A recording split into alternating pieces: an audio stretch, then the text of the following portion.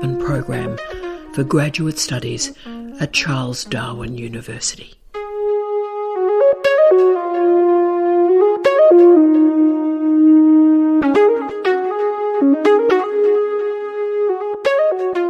Hello, Tara Brabazon here, and I'm the Dean of Graduate Studies at Charles Darwin University, and welcome to this tragic but important Touchstone endings session, the Posthumous PhD.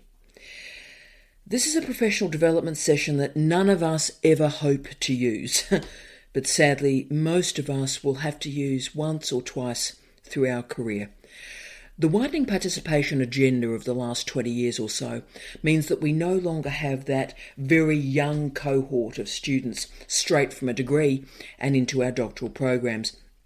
The average age of students is increasing, and our students span from 23 to 78.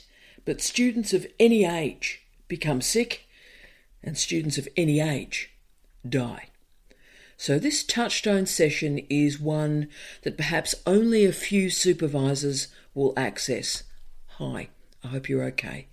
And you're probably going to be accessing this session at a moment of crisis.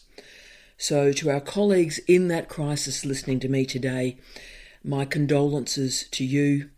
I understand your student cohort will be in absolute grief, and you're in grief. And from this dreadful moment, you want to do the right thing. You're trying to make a dreadful situation better because someone who you cared about has died, and their families are wanting a completed PhD.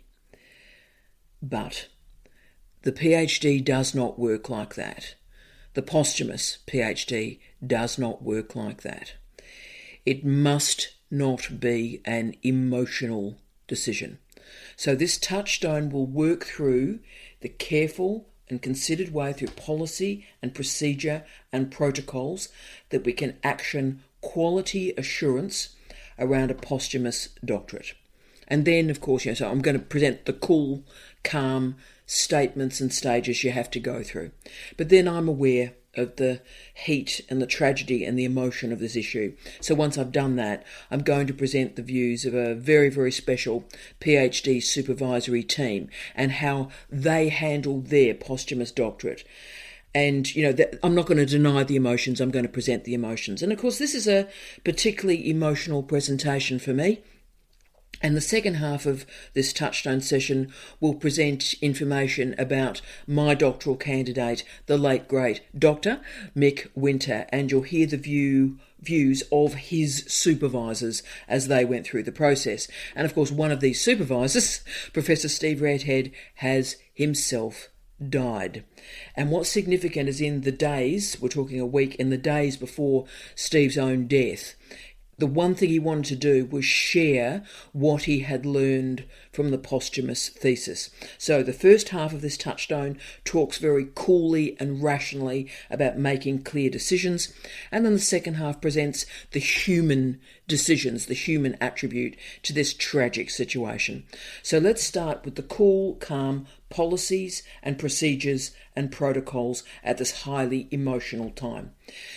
Now, as we all know, a PhD goes on for a long time, and if during that process a student dies, then a series of actions have to be manifested. So often a principal supervisor will notify me as the Dean of Graduate Studies as early as possible, and the higher degree coordinator in your faculty, and that notification is that the student has died. This emotional moment is centralised to the portfolios as soon as possible. And let me tell you why. This is done because we have particular processes to enable, including personal and cultural sensitivities. So what we do as quickly as possible, and I mean basically 5 minutes after we've been notified, is make sure that all the systems, email, finance colleagues are notified of this situation, so unfortunate and tragic emails are not sent. Now, if the student was an Indigenous colleague, then specific cultural sensitivity matters are enacted and advice is taken. The second matter is to recognise that, and I'm so sorry to say this, but this is the crucial bit of this Touchstone. Unless the student at point of death was working with a full thesis draft. So unless we're dealing with a full thesis draft, then that student has no thesis. We need to be real here.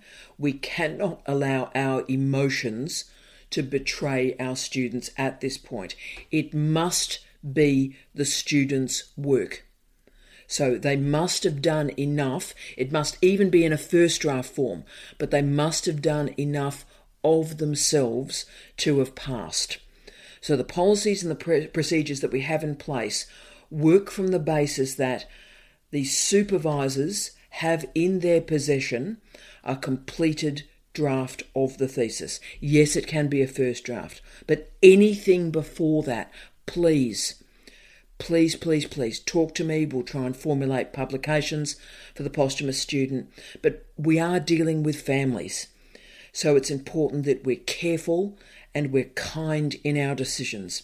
So we have to manage all the policies that exist for undergraduate and postgraduate students for deceased students. But we've got a thesis to deal with. And unless you've got a first draft, and I'm in a full first draft, you can't get that thesis through. So you need to be kind to yourself, to your friends, and to the student's family. Now, importantly, examiners are not informed of the posthumous nature of the thesis, and conventional examination processes are in place, okay? So it's going to go through as any other thesis goes through. But how the results are handled, obviously that's very, very different, because a dead student can't make corrections. So the examiner's recommendations have a huge impact on the outcome here. Now, if the student receives no corrections, minor or major corrections from the examiners, then I'll take advice from the student's principal supervisor and I'll ask them a key question. Looking at all these amendments from the deceased student's thesis, do you believe the deceased student had demonstrated the capacity to amend that thesis to the standard required? Now, this is a crucial quality assurance moment. Puts pressure on the supervisor, but it must, okay? So I'm asking you, look at those corrections. Do you believe the student had the expertise and ability to make those corrections? And once I have the supervisor's confirmation in writing, then we make a determination about the amendments. If the amendments were within the deceased student's demonstrated capacity, then from my decision, the principal supervisor amends the thesis in line with the examiner's recommendation. Okay, this is the crucial bit. So how do we confirm that this is then the student's work? Well, a student as supervisor, because remember, you're now making the student's amendments, you record the changes you have made to the thesis with tracked changes. And what then happens is a notation is added to the final thesis outlining the contribution by the supervisor in the thesis. Okay, so that's logged. It's an authorship matter. So when quality assurance is in place in this way, we award the degree. And we need to recognise that, and this is again the tragic bit, if any of the examiners recommend a revise and resubmit or a failure, then the posthumous degree will not be awarded. Okay, so that's the cold bit of this Touchstone. I know it seems a bit ruthless, but I think we have to be, because we can't lead a student's family down a garden path where there's not going to be a strong conclusion. We have to make pretty clear early decisions and understand the process through which this thesis will progress. Okay, so that's the cold bit of the conversation. Let's now add some humans back to this conversation and talk about supervisors and the posthumous PhD.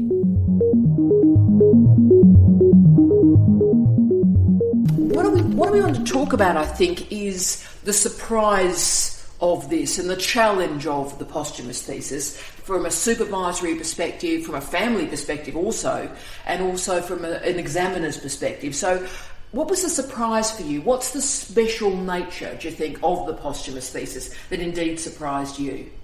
Well, I certainly think we should say, as you have already done, that this is a celebration of someone's life and work, really, because Mick was a terrific student and had contributed an enormous amount to the planet.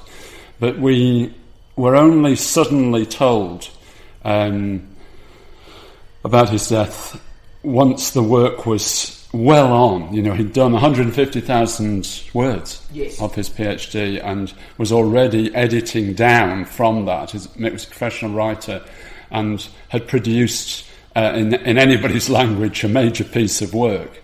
But he was already editing down, and I think the shock of suddenly being told about his death was that, you know, we'd already had Skype meetings only perhaps 2 or 3 days before. We didn't know anything about this, and in some ways we were able to rescue the thesis process because he'd done so much of the preliminary work. If he'd lived, he would have simply carried on editing down that thesis, and it would have been the same as it was eventually. Yes, because what's interesting in this, because the first question is really about the surprises, Steve. And, you know, if he'd lived, he would have submitted the thesis in less than 3 months. So we were entering our 10 draft cycle, and he would have certainly submitted within 3 months, maybe even 2.5. And yet the surprise for me, because I thought, oh, look, it might take 3 or 4 months for us to move it through. The big surprise for me was how long it took. And it took me, having worked on it every single day, to come home from work and work on Mick's thesis, as you remember, sitting on a beanbag, just working gently with the prose. The surprise was the amount of time it took us to get it to examinable, and standard's not the right word, but shape perhaps is. Yes, I think shape is the right word. So I think, I've never supervised in this way before. I never had to deal with the shock of the death of a student whose work, I say, we had great respect for. But I think the fact that he'd done so much of that work made a difference. So it wasn't so great a shock. You were able to put the ship right as far as the thesis process was concerned. And a year later, we're talking, as you say, about Dr. Mick Winter. Yeah, and that's terrific. The metaphor I used, and I think Catherine quite appreciated this metaphor too, was I felt like I was restoring a painting. Yeah. Why it took me so long is I wasn't actually doing a slash and burn edit or a more aggressive edit as you would do with a student who's alive and you can have a robust conversation about the editing. It was a very delicate situation where I was almost taking a very, very light brush and delicately dusting and enhancing the colours, because I really wanted to make sure that it was his thesis. So did you learn anything about supervision from supervising a posthumous thesis? Did you learn anything about the sort of andragogical process, if you like, that you wouldn't have known if you hadn't supervised a posthumous one? I think I learnt about actually how to treat something like this in the proper way. Our editing, for a start, and that was a very important part of the process, but also Flinders University and all its processes. I think we should congratulate. Oh, we should. And can I actually do a special shout out to Natalie Hills too, because as you know, our examination officer, she was firstly very respectful of Catherine and Joanna, but also did incredible work that you don't think about, like making sure the cover page had the correct logo on it, making sure it was uploaded properly to the library, that the examiners were treated respectfully in a really unusual way. So it was a really, from an administrative professional staff member perspective, it was really a bespoke process. And I want to do a big shout out to the Office of Graduate Research. Yes, I'm the Dean, but this was a really class act. I thought so too, and I think these things you simply don't know because you've never supervised a posthumous thesis before, you've not been involved in it.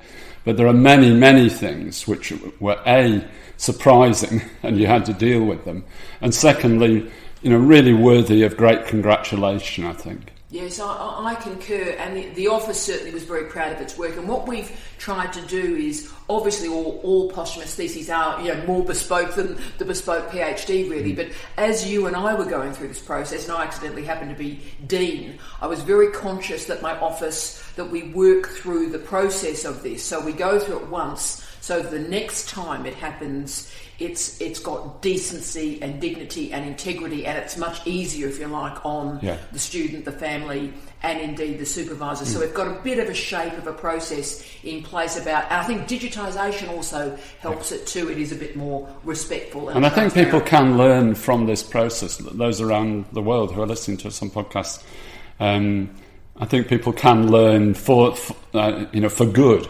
Yeah.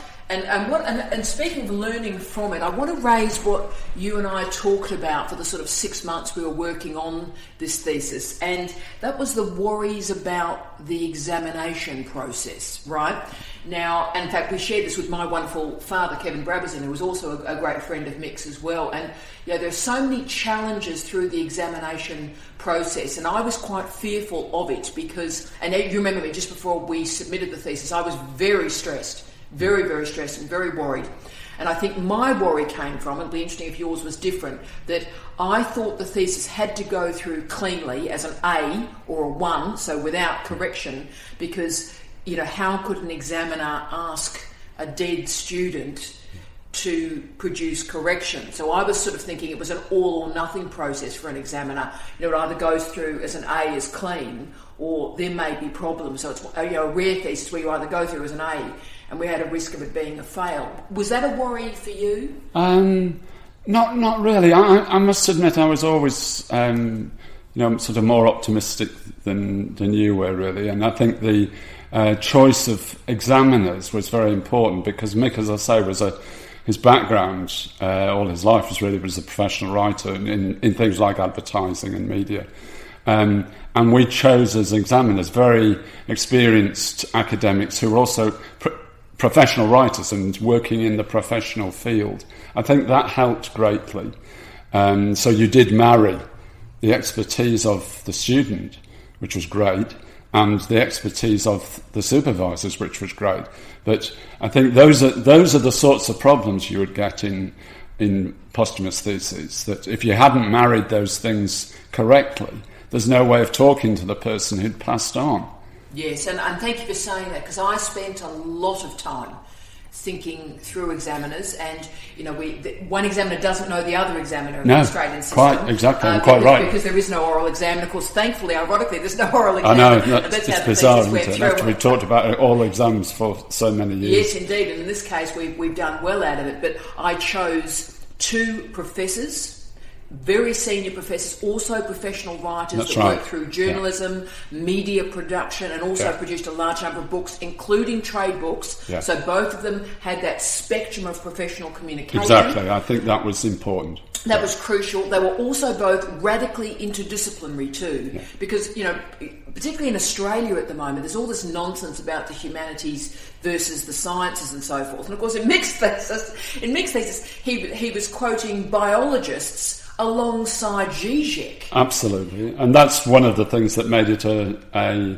fascinating thesis. And I think it is actually online, isn't it now? Look, it is. And people, anyone with interest in this, for whatever reason, should read it, because it has that the radical interdisciplinarity is fascinating, especially from from a professional writer's point of view. You get radical interdisciplinarity from high theoretical point of view, but you rarely get it from a professional point of view. That's correct. And one other variable I'd say about the 2 great examiners we chose, who were very senior, very experienced, they were experienced supervisors and experienced examiners, and that was important. So this was and thankfully I approached 2 and they both said yes. Yeah.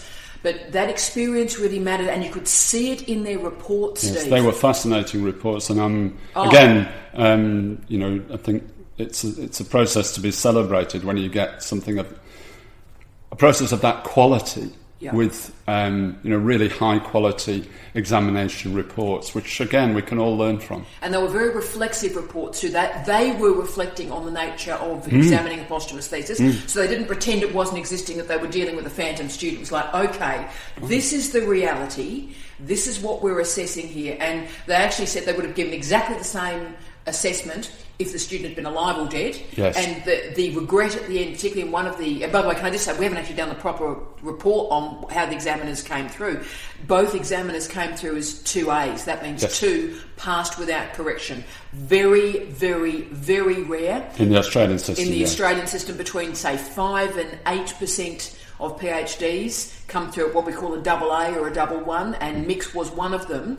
And it was very interesting that one of the examiners certainly stated, look, I'm not going to be easy on this thesis. That's not respectful for Mick. It's not respectful for the supervisors. No, and they weren't.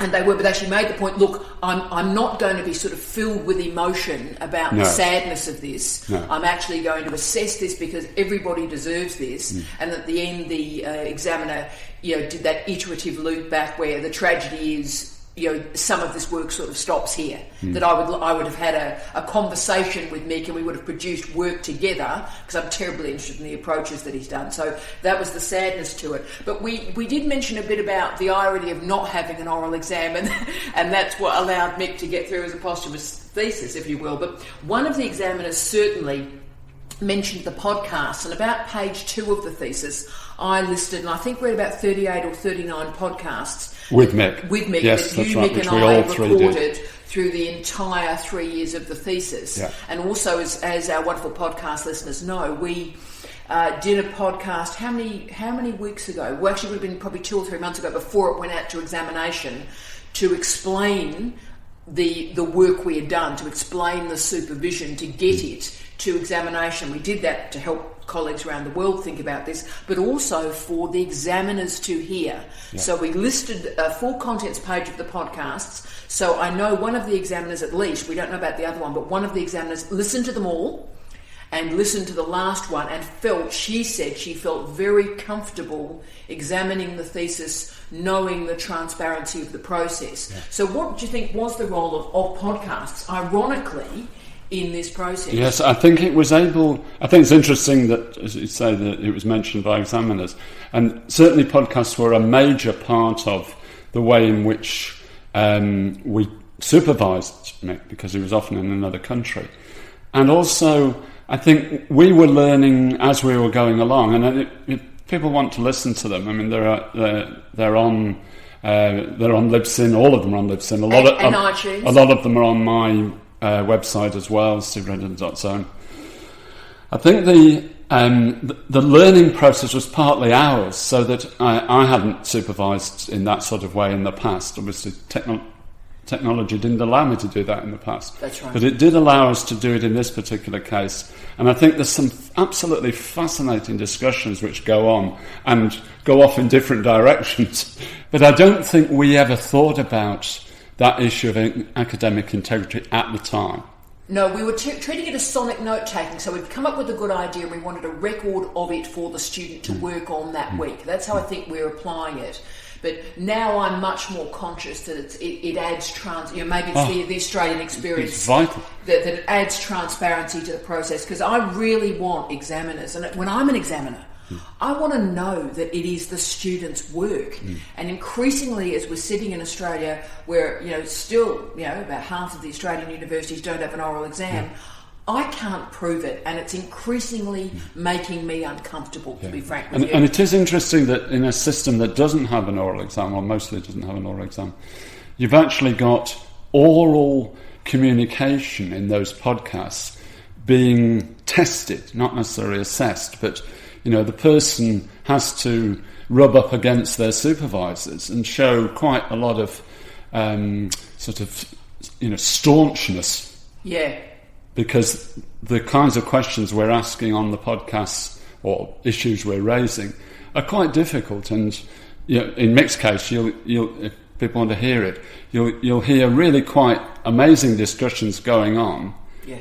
On the specificity of, say, theory in his thesis, or particular movie lines or whatever it is. Yeah, and Zizek, thinking about interdisciplinarity, Badiou, some really top-end work, and we certainly didn't pull any punches, and it was great to sort of share that. And there's a whole group of people, tens of thousands of people, who have also shared Mick Winter's journey, which is why we particularly want to do this final podcast and sort of report back post the examination about what actually happened. So, Steve, anything else you could think of? Because I've never examined a posthumous PhD. I don't think you have either. No, I haven't. What do you think are the specific challenges in the examination of it? I've only realised because I was desperate to sort of try and create a transparent, accountable situation for the examiners that would read Mick's thesis. But what would you be after as an examiner of this situation? One of the things I learnt as a result of the examiners we did ask to examine is that you should take the emotion out. Now, that's an incredibly difficult thing. It's very easy to sit here in 39 degrees in Adelaide and say that you should do that, but actually that's an extremely difficult thing to do. But that's part of the process, and it should always be part of the process in examining.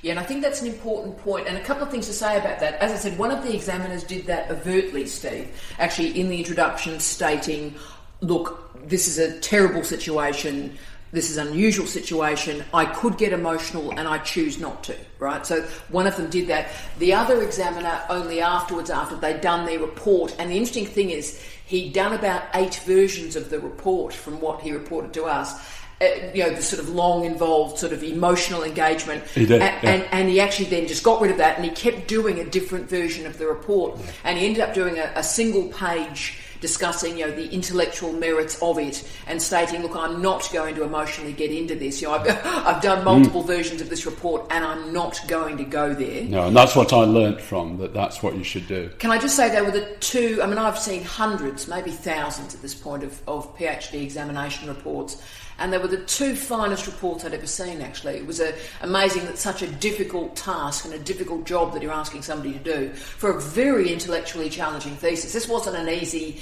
connect the dots thesis. This was a full throttle PhD. And to see 2 colleagues handle it with such decency and class and integrity, I think was really quite humbling. I felt I sat in my office, my wonderful Natalie Hill said, we've got the reports and I can release them to you. And I sat in my office and I read them, and I wasn't emotional. I thought I was going to be very emotional. Actually, I was just filled with sort of awe and respect that really great scholars exist on the planet that do a good job, in difficult times for higher education. And you and I talk about this a lot. The problem with universities at the moment is universities don't know what they're for. And one of the things I think I've been reminded of through the Mick Winter process and the fine examination through it is the best of what a university system can do, I think. So, Steve, final question is really advice for others. So, let's hope we never, ever, ever, ever, ever have to go through this again. But other people will have to. And what advice would you offer to supervisors or examiners or indeed universities confronting this saddest of sad moments in doctoral education?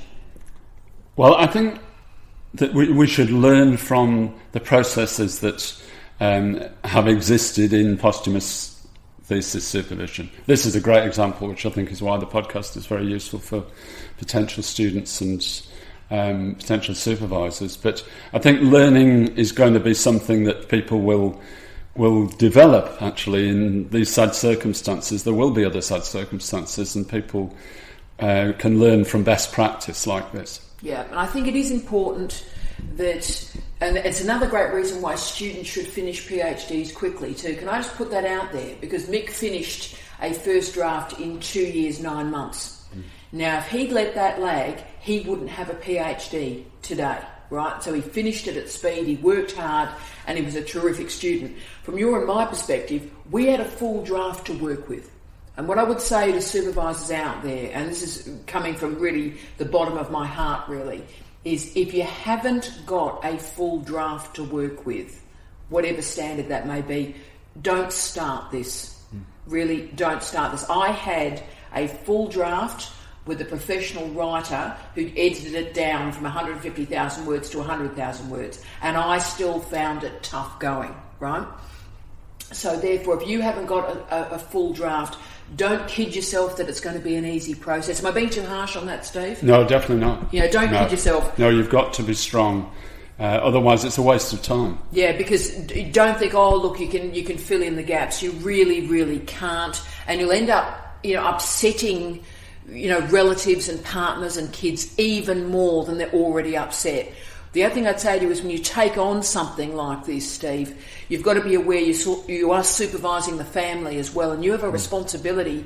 And certainly that's why I was tortured, as you know, most days. I'd be sort of banging my head against the desk and really desolate about it, because I wanted to do a good job for Mick, but I also wanted to do a good job for his wonderful wife and daughter and their friends, our friends. And that puts incredible pressure on supervisors. So I'd say don't go into this thinking it's going to be a great experience. It was really emotionally complex, and as you said, emotionally quite difficult and hard to park those emotions too, don't you think? I think so. Yeah. Thank you so much for being a part of this incredibly sad but powerful Touchstone session. And I think probably this Touchstone session will be increasingly important as our students age.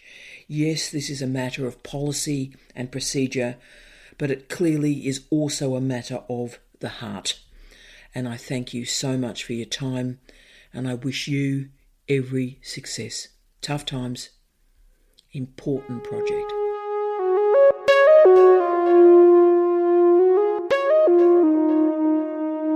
Thank you for listening to Touchstones, our professional development program for graduate studies at Charles Darwin University.